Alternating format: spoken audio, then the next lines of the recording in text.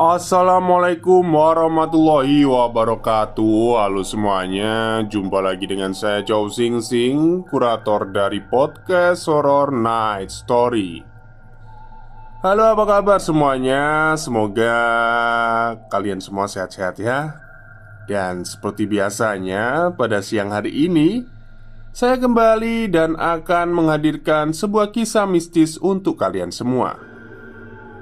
Kisah mistis kali ini saya datangkan dari tweet Twitternya Mas Kalong yang menceritakan tentang mungkin lebih tepatnya korban pesugihan ya.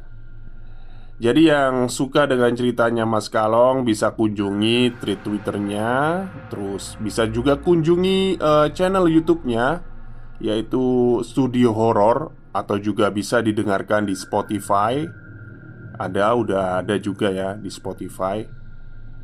Jadi pada siang hari ini saya akan menceritakan sebuah cerita yang apa ya, sadis ya. Kalau saya ceritakan itu sadis lah. Seorang bapak yang tega ya, mengorbankan anak istrinya demi sebuah kekayaan. Oke, daripada kita berlama-lama, mari kita simak ceritanya.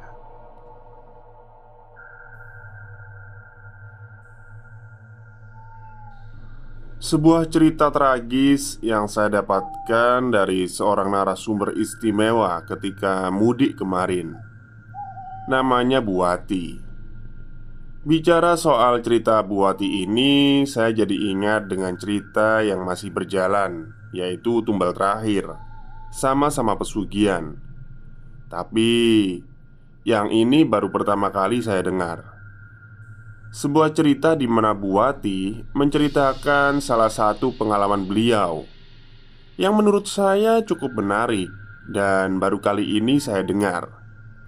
Namun, terlepas dengan sebegitu ngerinya, tetap saja cerita ini membuat saya bergidik ngeri. "Ngeri, Mas," kata Buati waktu itu. Matanya masih menatap gelas berisi teh panas yang ada di hadapannya, seolah peristiwa itu membekas di ingatannya. "Ngeri gimana, Bu?" Aku pun bertanya penasaran. Awalnya Buati tampak berpikir antara ingin menceritakan atau tidak. Tapi sebentar kemudian beliau menjawab pertanyaan barusan. "Sampean bayangkan, Mas, gimana rasanya kalau tahu ibu dan adikmu ditumbalkan sama bapakmu sendiri? Siapa yang nyangka, Mas?" Buati terlihat ingin melanjutkan pembicaraan, tapi sebentar terpotong ketika seorang wanita muda, mungkin berusia sekitar 20 tahunan, muncul dari balik pintu, sembari membawa nampan berisi 2 gelas berisi kopi. Rambutnya pendek sebahu, kulitnya halus, dan aroma parfumnya sempat mampir ke hidung, benar-benar bisa membunuh kesadaran lelaki manapun. Melihat bagaimana cara wanita itu menarik rambutnya ke belakang telinga sambil melemparkan lengkungan senyum manisnya, membuat jantung lelaki manapun pasti berdetak ugal-ugalan. Ini adalah pemandangan indah yang kami lihat ketika menyambangi rumah Buati. "Monggo, Mas, diminum." Percakapan kami saling menyahut, membuat kami semakin penasaran. Terlihat jelas dari guratan wajah Buati yang nampak serius. "Dulu rumah ini belum ditembok, masih berdinding papan, Mas." Buati melanjutkan cerita setelah anaknya menyelesaikan tugasnya dan kembali masuk ke dalam rumah. Dan disinilah cerita pesugihan itu dimulai. Di sebuah rumah yang masih berdinding papan, seorang lelaki tengah tertidur pulas di ruang tamu. bertelanjang dada dengan mengenakan celana hitam pendek. Sutoyo terbaring di bangku kayu tanpa sandaran. Pria 40 tahun itu menggunakan kaos yang dilipat seadanya untuk menyangga kepalanya. Tampak kulitnya semakin gelap terbakar matahari. Hanya sebagian yang biasa tertutup kaos saja yang cerah.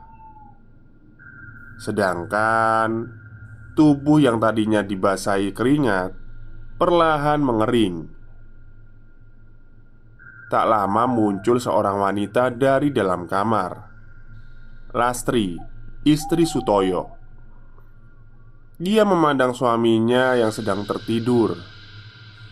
Kemudian sesekali mengipas ketika dirinya melihat suaminya mengipaskan tangannya karena gigitan nyamuk.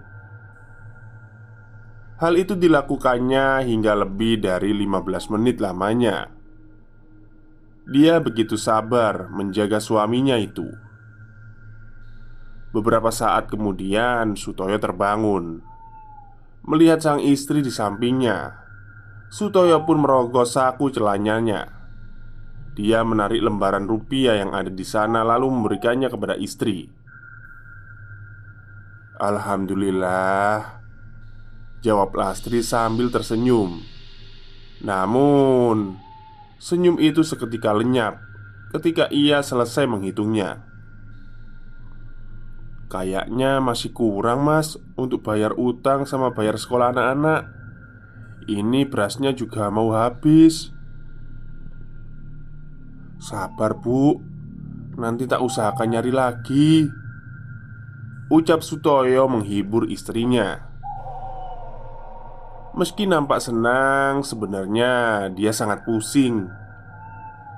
Bekerja serabutan sudah dilakukannya tanpa kenal lelah. Tapi uang yang dihasilkannya seakan tak pernah cukup untuk memenuhi kebutuhan keluarga kecilnya. Apalagi kini putri pertamanya beberapa bulan lagi segera lulus dan masuk SMP.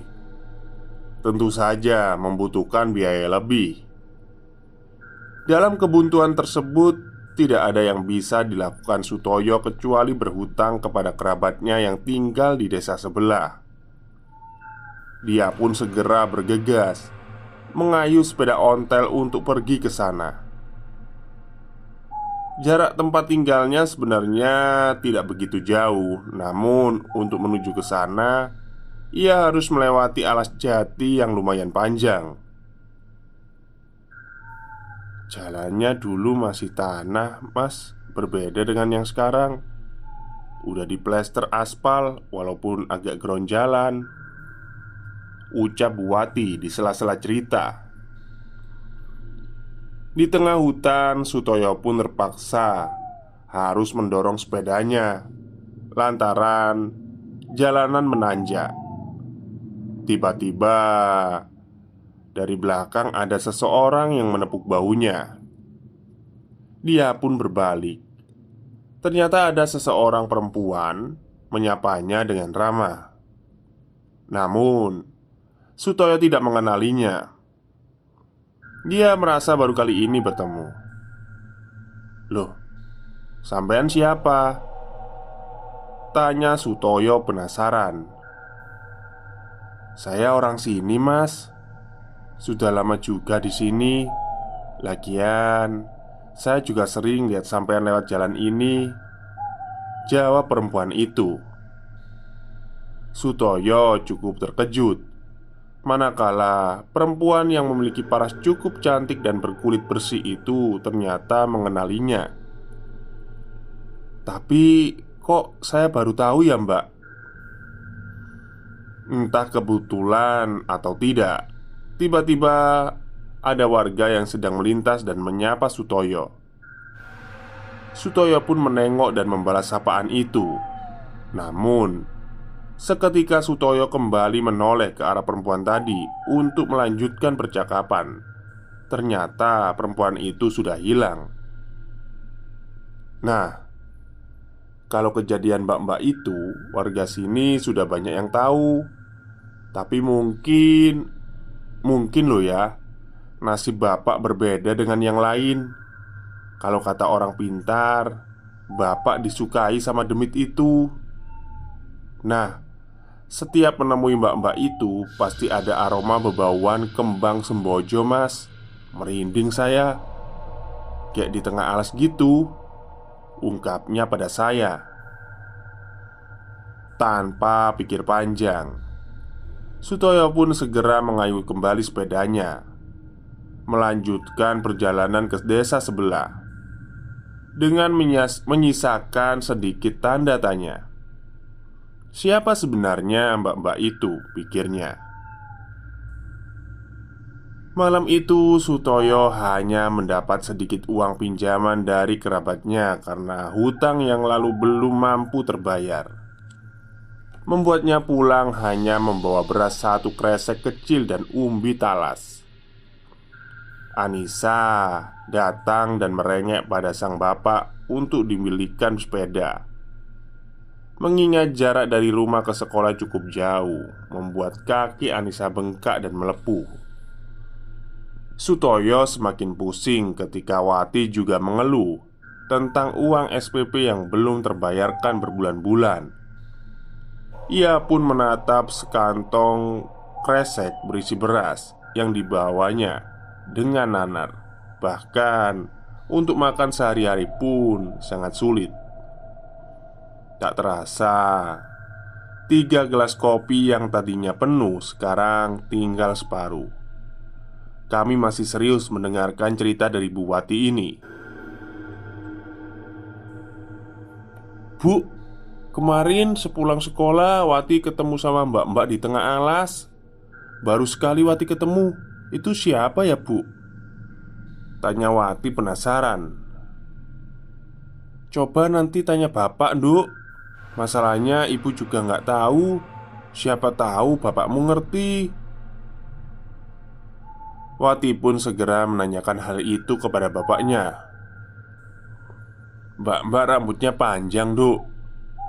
Sutoyo mengernyitkan kening. Dia sepertinya paham dengan pertanyaan anaknya. Namun, dia urung untuk memberi jawaban karena tidak mau anaknya tahu lebih. Iya, Pak. Bapak tahu. Wes, gak usah dipikirin. Sekarang ganti baju terus bantuin ibumu ngangkat jemuran. Udah mendung ini. Tak lama hujan turun setelah Wati selesai menyelesaikan tugasnya. Semakin deras. Seperti rasa penasaran yang menggelayut di pikiran Wati. Siapa sebenarnya perempuan itu? Keesokan harinya, Sutoyo pergi menemui kerabatnya, Slamet. Dia menyampaikan keluh kesahnya dan berulang kali ditolak saat hendak berhutang, termasuk kerabatnya yang tinggal di desa sebelah. Slamet sangat mengerti dengan apa yang dirasakan Sutoyo, sebab keadaan ekonomi Slamet juga tak jauh berbeda.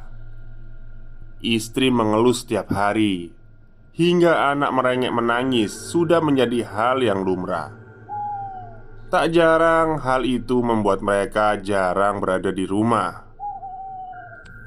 Jangankan untuk membayar SPP anaknya, untuk makan sehari-hari aja mereka udah susah. Beras yang mahal membuat mereka jarang makan nasi. Selain menceritakan kesulitan ekonomi yang dialaminya, dia juga menceritakan kejadian janggal yang dialaminya pada Slamet. Setelah berbincang cukup lama, mereka pun sepakat untuk melakukan tirakat puasa putih dengan maksud mengungkap apa yang terjadi sebenarnya. Mereka pun melakukan puasa putih selama 40 hari. Selama itu pula mereka tidak makan apapun selain nasi putih dan minum air putih saja. Tidak hanya itu, mereka juga selalu tidur di atas jam 12 malam. Orang tua zaman dulu sering begitu, Mas. Kalau ada sesuatu yang menurutnya bikin penasaran, pasti akan melakukan tirakat. Ya, tujuannya itu tadi, mengungkap sesuatu. Lanjut Bu Wati. Aroma semerbak sembojo kembali tercium. Wati sudah hafal ini bau siapa. Meski sudah menemuinya di mimpi beberapa kali, namun Wati tetap was-was. Ia menyadari, namun mengapa terjadi berulang kali. Wati hanya perlu menunggu kemunculannya karena sudah merasakan kehadirannya. Rambutnya dikuncir membuat lehernya tampak jenjang dan indah. Namun Wati kian resah.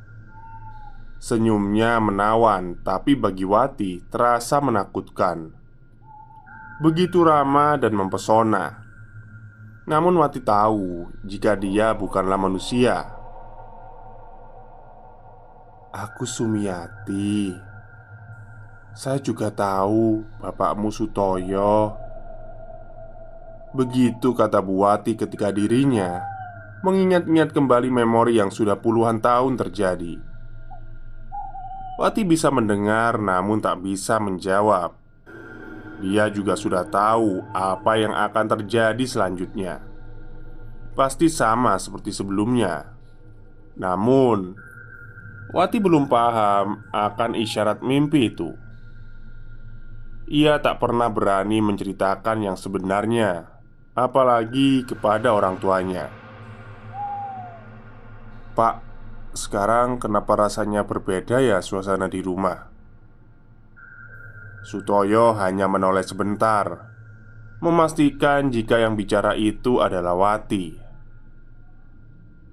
Setelahnya dia kembali menyesap rokok dan menghembuskan asapnya ke udara. "Beda gimana, Nak?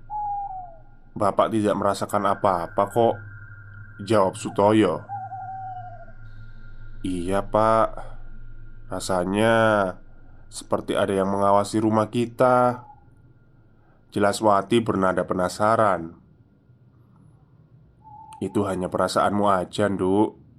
Sudah, jangan terlalu dipikirkan," tanda Sutoyo setelah duduk di sebelah Wati.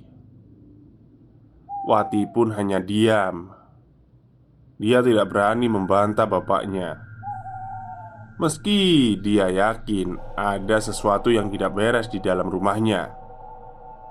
Dia pun berlalu, memilih pergi untuk membantu ibunya yang hendak pergi mencari kayu bakar di hutan. Wati sendiri sudah tidak asing dengan hal gaib. Dia memang sensitif dan dapat merasakan keberadaan mereka sejak SD. Dia pun cukup tenang menghadapinya. Hanya saja kepekaannya semakin terasa seiring dengan berjalannya waktu. Dia sering diganggu makhluk tak kasat mata akhir-akhir ini. Tak hanya melalui mimpi, penampakan sosok-sosok menyeramkan pun kerap terjadi di sela-sela kegiatannya. Bahkan ketika kami sedang mendengarkan Bu Wati bercerita pun tak luput dari gangguan itu. Meski demikian, dia tidak pernah bercerita kepada orang tuanya. Sebelumnya, ia selalu bercerita kepada kakeknya tentang hal-hal aneh yang dialaminya. Kakeknya merupakan satu-satunya orang yang menyadari keistimewaan Wati itu. Kakek selalu berpesan jika lebih baik Wati tidak menceritakan keberadaan makhluk-makhluk tersebut kepada orang-orang di sekitarnya. Namun sayang, kini kakek Wati sudah lama tiada. Kakek telah meninggal sebelum ada peristiwa sinting ini.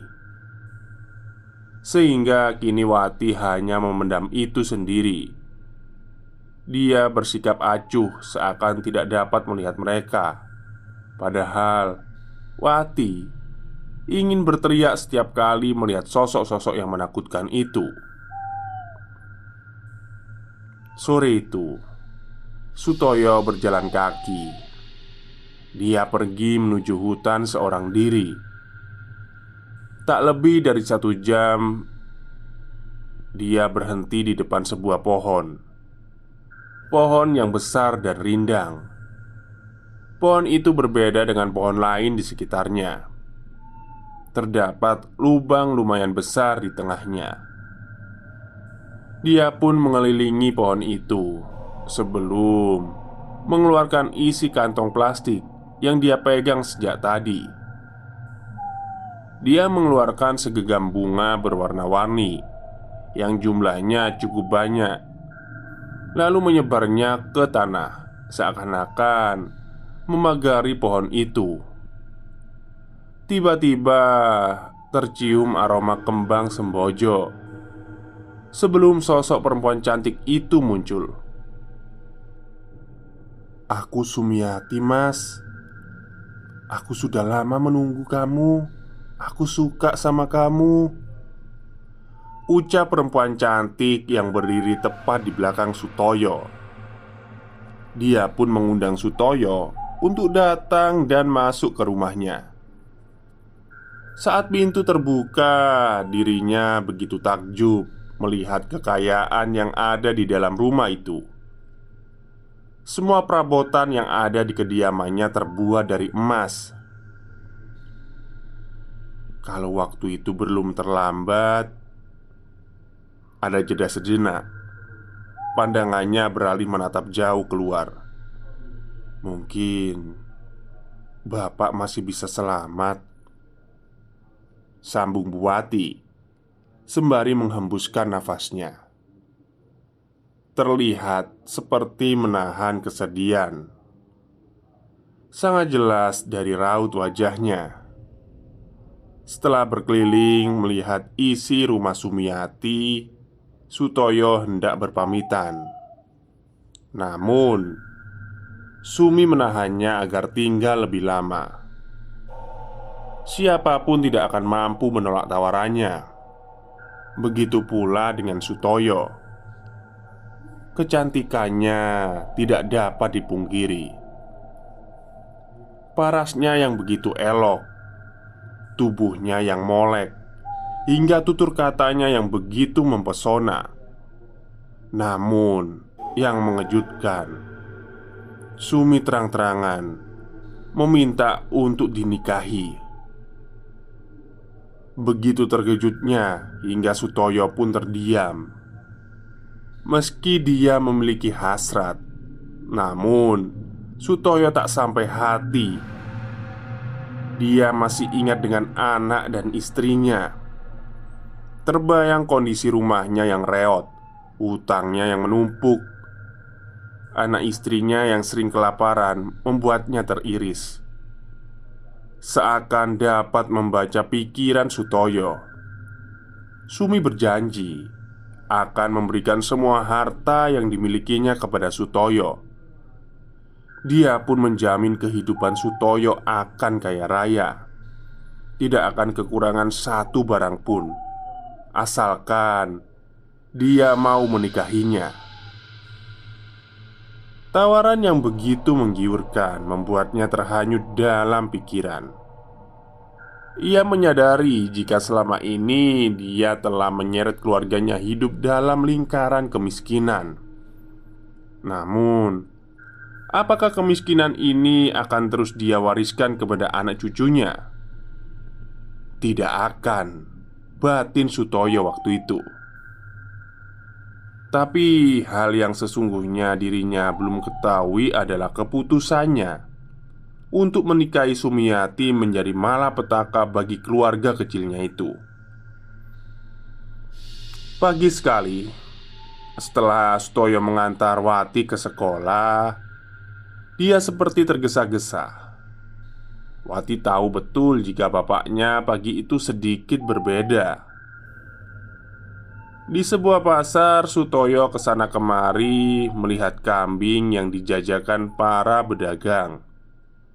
Namun dari puluhan kambing itu semuanya tidak ada satupun yang sesuai dengan apa yang dicarinya. "Kok warnanya nggak ada yang hitam ya?" gumamnya saat itu. Tak mendapatkan apa yang dicarinya, Sutoyo pun memutuskan untuk pulang ke rumah saja. Baru saja merebahkan tubuhnya, terdengar suara pintu diketuk. Rupanya ada seorang pria datang bertamu ke rumahnya. Anehnya, ini pertama kali Sutoyo bertemu dengannya. Dia belum pernah menjumpai pria ini di kampungnya. Meski demikian, Sutoyo tetap menyambutnya dengan ramah. Hingga di tengah perbincangan, mereka membicarakan tentang satu hal. Sesuatu yang tak lain adalah kambing yang sedang Sutoyo cari. "Sampean kalau mencari kambing hitam, sampean jalan aja ke sana. Ada orang yang jual kambing di sana. Rumah satu-satunya berpagar kayu," lontar pria asing itu. Tak lama setelah pria itu berpamitan, Sutoyo langsung mengayuh sepedanya pergi ke arah utara seperti yang dikatakan tamunya tadi. Dia menoleh ke kanan dan ke kiri. Tak nampak ada yang berjualan kambing. Cukup jauh Sutoyo mengayuh sepedanya hingga ia melewati sekitar 3 desa. Hingga akhirnya di desa yang paling ujung, Sutoyo melihat ada sebuah gubuk yang tak terlalu besar dengan pagar kayu mengelilinginya. Tepat di halaman yang bisa dimasuki 3 mobil sekaligus, Sutoyo bisa melihat dengan jelas ada belasan kambing dengan salah satunya berwarna kontras dengan yang lain. Dia melihat ada seekor kambing yang cukup besar. Kambing itu memiliki warna sesuai dengan diinginkannya. "Hah, wedhus ireng," gumamnya senang. Dia pun memelankan laju sepedanya dan menghampiri gubuk itu. "Mas, kambingnya ini dijual apa enggak?" tanya Sutoyo setelah pemilik kambing keluar dari gubuknya. "Iya mas, sampean mau beli berapa ekor?" jawab lelaki itu. "Satu aja mas, yang besar itu," ucap Sutoyo sambil menunjuk kambing itu. Namun Sutoyo tidak langsung membayar harga kambing itu. Dia tidak membawa uang sepeser pun. Sutoyo hanya berjanji akan membayar kambing itu minggu depan. Dan anehnya, lelaki itu mengiyakan untuk dibawanya begitu saja kambingnya.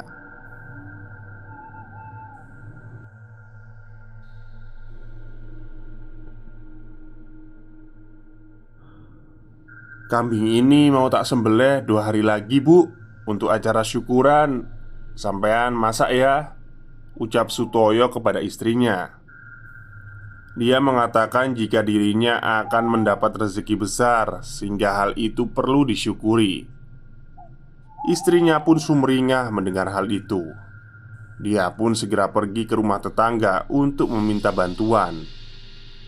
Sontak, kedua putrinya yang juga mendengar itu berlari menghampiri bapaknya. "Duk, kamu pengen apa? Nanti bapak belikan," kata Sutoyo kepada Anissa, putri bungsunya. Anissa pun sudah membayangkan ingin membeli pakaian yang bagus. Dia juga ingin membeli sepatu, tas, dan seragam sekolah. Karena selama ini seragamnya paling kusam di kelasnya. Dia juga ingin dibelikan berbagai makanan lezat. Dia begitu gembira hari itu dan tidak sabar dengan janji bapaknya itu. "Ini beneran pak, Wati tidak minta apa-apa. Wati hanya minta bapak lunasi SPP-nya Wati," kata Wati waktu itu. Terbesit pikiran aneh yang menggelayut pikiran Wati. Karena tiba-tiba bapaknya mau mengadakan acara besar.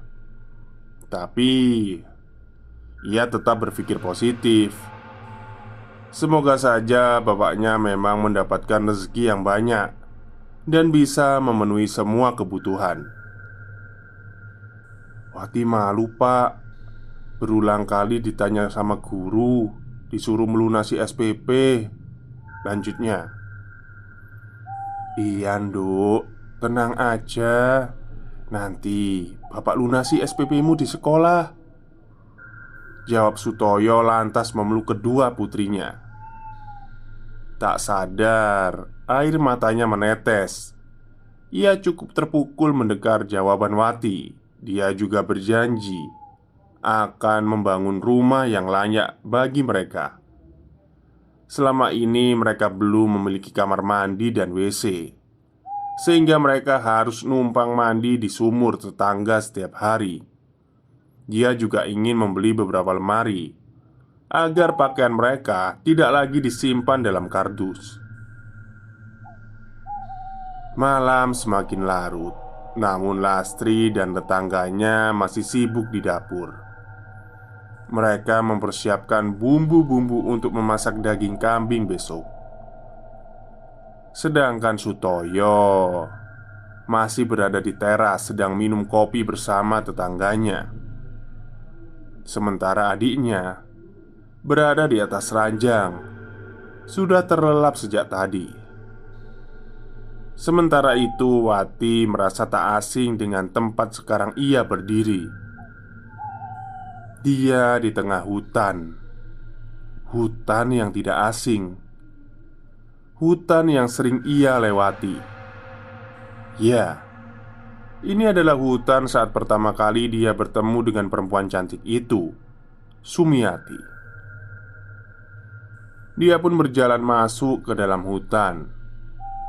Semakin dalam dia masuk, semakin gelap, hingga dia melihat cahaya. Dia pun mengikutinya. Di sana dia melihat rumah bak istana dengan memiliki pagar menjulang tinggi. Setibanya di depan pintu, hawa mendadak berubah menjadi lebih dingin. Ia merasa ada yang tidak beres dengan rumah ini. Dua kali ketukan tak ada jawaban. Namun ketika hendak mengetuk untuk ketiga kalinya, pintu rumah terbuka dengan sendirinya. Wati masuk ke dalam rumah. Semerbak aroma masakan memaksa indera penciuman Wati untuk masuk lebih dalam. Manakala baru kali ini dirinya mencium aroma yang sangat enak dibandingkan di rumahnya sendiri. Wati belum bisa menebak nama masakan ini yang membuat rasa penasarannya lebih besar ketimbang rasa takutnya. Tak lebih dari 10 meter dirinya melangkah. Setelah melewati lorong terang dengan di kanan kiri pintu tertutup, indera penciumannya memaksa lagi untuk memasuki ruangan dengan pintu terbuka.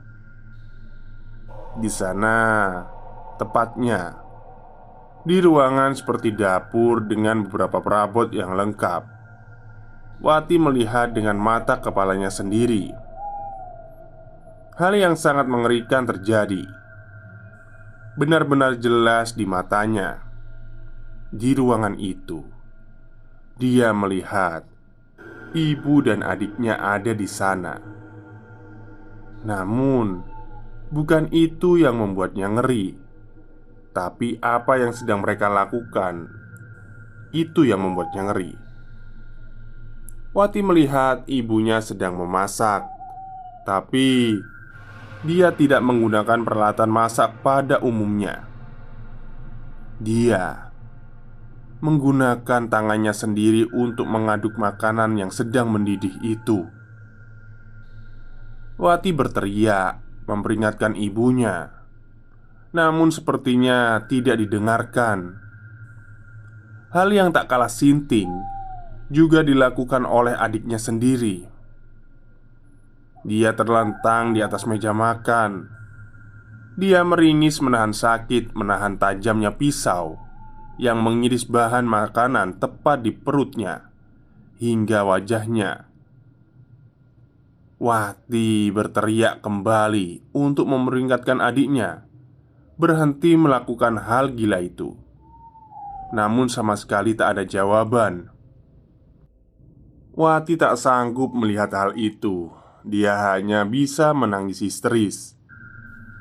Tak berhenti di situ saja, Wati yang histeris melihat ibu dan adiknya tak menyadari jika bapaknya juga melakukan hal yang tak kalah sinting.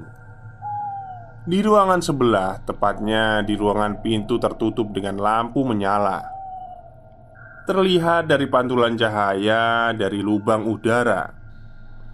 Wati melihat dan mendengar ada suara geraman seorang lelaki. Wati tahu betul itu suara bapaknya. Perlahan, Wati membuka pintu yang terkunci. Di sana, tepatnya di atas ranjang, kasur bertepi kain putih transparan. Wati melihat bapaknya sedang melakukan gerakan maju mundur dengan seekor kambing hitam yang sesekali mengembik ketika ada tekanan. Detik itu juga tubuh Wati merasa lemah tak bertulang. Dia roboh, tersimpu di ambang pintu, seakan tak percaya melihat kejadian sinting itu. Sejenak Wati terdiam dalam tangisan terisak. Jiwanya seolah kosong, sekosong pikirannya. Namun tak lama, saat matanya kembali menatap nyata tubuh bapaknya yang sudah membiru dan sedikit menebar bau busuk, jeritan melengking keluar dari tenggorokannya. Wati pun terbangun dengan keringat membasahi seluruh tubuhnya. Dia baru sadar dari mimpi buruknya itu. Namun kali ini mimpinya berbeda. Dia melihat hal yang lebih mengerikan dari sebelumnya. Dia ingin menceritakan hal itu kepada bapaknya, namun bapaknya masih sibuk berbincang dengan tetangganya. Dia pun mencari ibu, tapi ibunya juga masih sibuk memasak. Akhirnya Wati menunaikan sholat Isya yang tertunda, berharap dirinya bisa lebih tenang. Sementara itu, setelah Sutoyo selesai berbincang dengan teman dan kerabatnya, tiba-tiba terlihat dari kejauhan ada seseorang tengah berlari ke arah Sutoyo berdiri. Dengan nafas yang terengah-engah, lelaki itu berhenti sejenak, mengatur nafasnya. "Kenapa, Mat? Kok lari-lari?" tanya Sutoyo setelah tahu yang datang ternyata Slamet. "Jangan diteruskan. Batalkan ini semua. Kamu jangan percaya dengan perempuan itu," bentak Slamet tiba-tiba. Sing tenang, Mat. Bicara yang jelas. Ono apa to?" ucap Sutoyo. "Jangan gila kamu. Kamu mau kawin dengan perempuan itu. Terus wedus ireng itu maharnya kan? Jangan diteruskan," jawab Slamet yang terus mencoba untuk menyadarkan Sutoyo. "Hei, iku urusanku. Kamu gak usah ikut campur," teriak Sutoyo tiba-tiba. Kemudian melayangkan bau gementar ke wajah Slamet dengan kepalan tangannya. Slamet yang tersulut emosi menendang perut Sutoyo dan menghantam punggung Sutoyo. Perkelahian dua sahabat itu berlangsung sengit. Namun karena Slamet kalah kekar dengan Sutoyo, ia tumbang dan ambruk. Sutoyo yang masih berdiri pun lalu masuk ke rumah, mengambil parang yang sudah diasah kemarin. "Gak usah ngurusi hidupku. Pergi kamu. Jika enggak, akan kupotong lehermu," ancam Sutoyo sambil mengacungkan parang di hadapan Slamet. "Goblok, goblok kamu. Kamu bakal menyesal karena tidak mendengar ucapanku. Kasihan anak istrimu yang akan menanggung akibat kebodohanmu. Dasar brengsek," maki Slamet. Dia pun berjalan gontai meninggalkan Sutoyo yang masih berdiri dengan parangnya. Meski wajahnya bonyok dan kakinya pincang, namun Slamet tidak terlihat menyesal. Dia pun merogoh saku celananya. Dia mengambil korek lalu menyalakan rokok. Dia menyesap dalam-dalam lalu menghembuskan ke udara. Slamet meringis menahan sakit dan tersenyum sinis. "Goblok kamu. Dikira itu semua gratis. 2 nyawa akan jadi tumbal," umpatnya pelan.